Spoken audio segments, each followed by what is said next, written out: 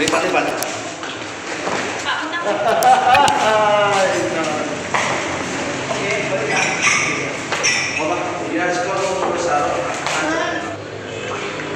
Iya, yang lain nggak usah. Betul itu.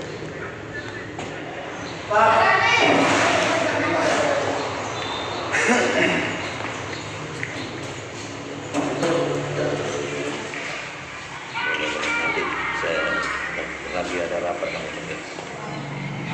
Nggak apa-apa, kalau udah kenal sudah kan.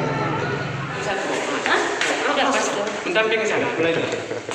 Kemarin pada tanggal 4 Juni tahun 2021, tetapi jawaban yang kami terima dari tim Satgas itu kemarin, tepatnya jam 11, kami sangat kecewa sebenarnya. Kalaupun ini tidak diizinkan, harusnya tim Satgas memberitahu kami 2 atau 3 hari sebelumnya.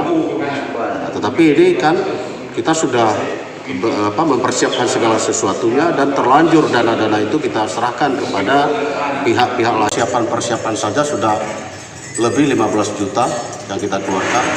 Ini kan sesuatu yang saya pikir sangat mengecewakan semua pihak, baik pengurus cabang, pengurus PGRI, juga anggota-anggota PGRI di Kabupaten Aceh Singkil.